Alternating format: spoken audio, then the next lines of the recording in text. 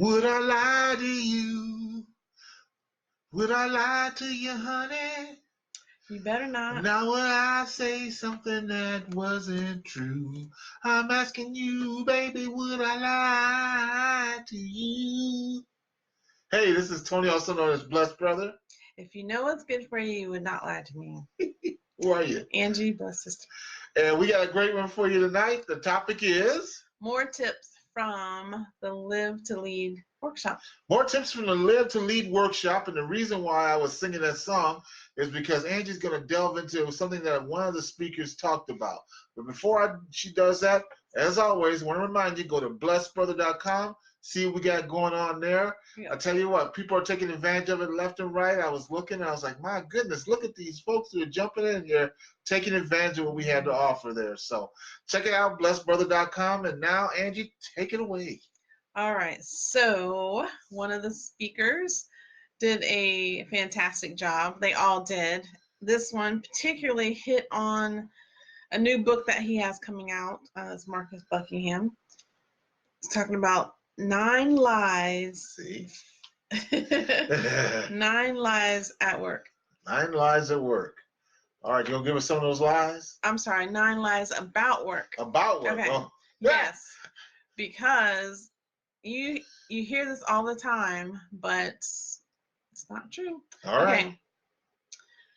People care which company they work for.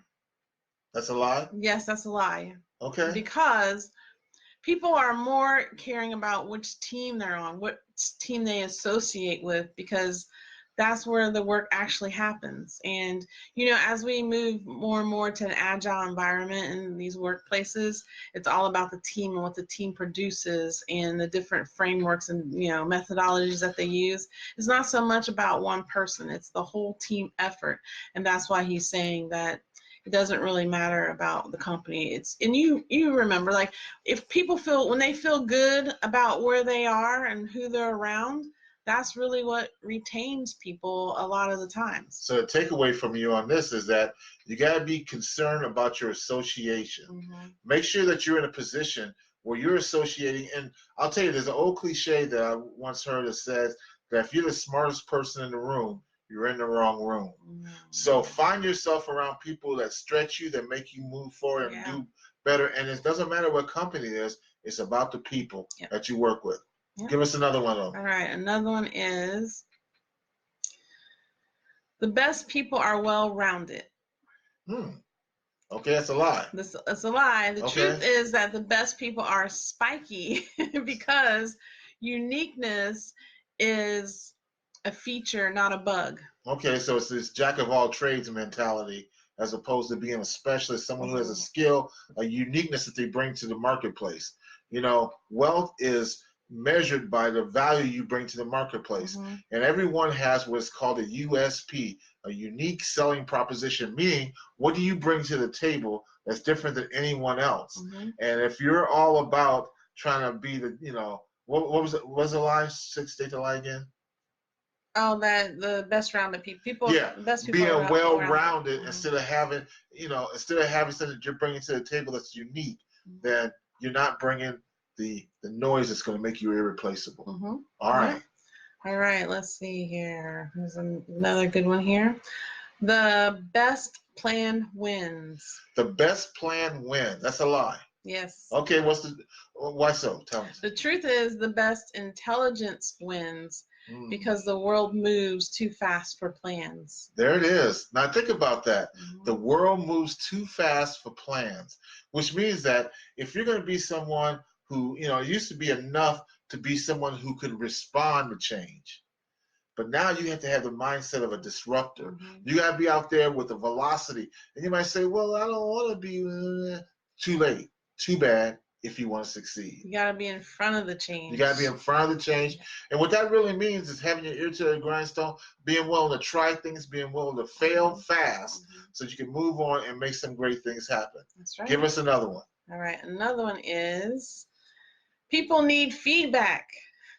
Okay, people need feedback. That's a lot. You hear that all the time. Yes. I really want your feedback. Right. Here's what people need. Uh-huh. People need attention. Yeah. because we all want to be seen for who we are at our best. And that's true. Like, think about it. When you say, okay, I want your feedback. Well, sometimes when it's given to you and it's like not good, you kind of like, whoa, I don't really want that.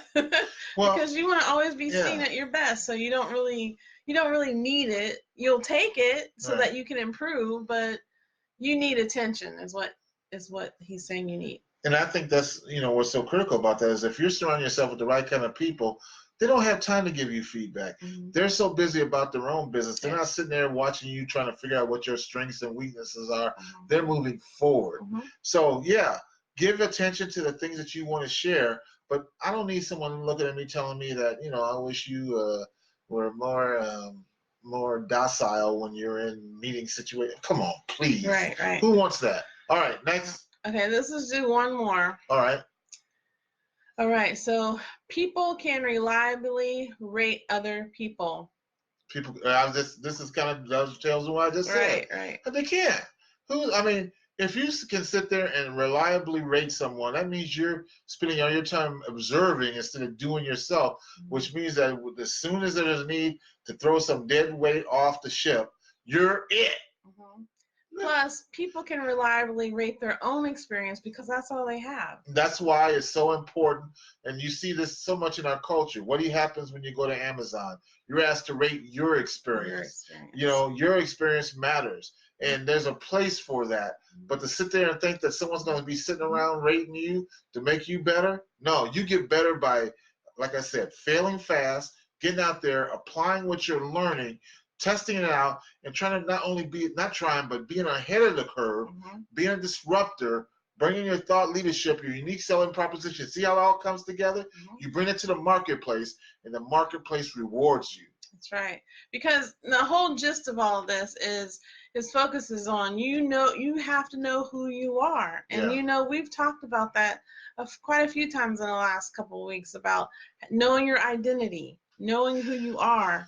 It's Rachel Hollis said, she was another speaker. She said, it's not all about you. It's not all about you. And it is all about you because you have to know who you are and what you bring to the table and how you're going to show up each day. There it is. So great stuff. Again, we're going to cut you off because I know you got more to share. Of course. But have a blessed day. Again, go to blessedbrother.com, check out what we're doing.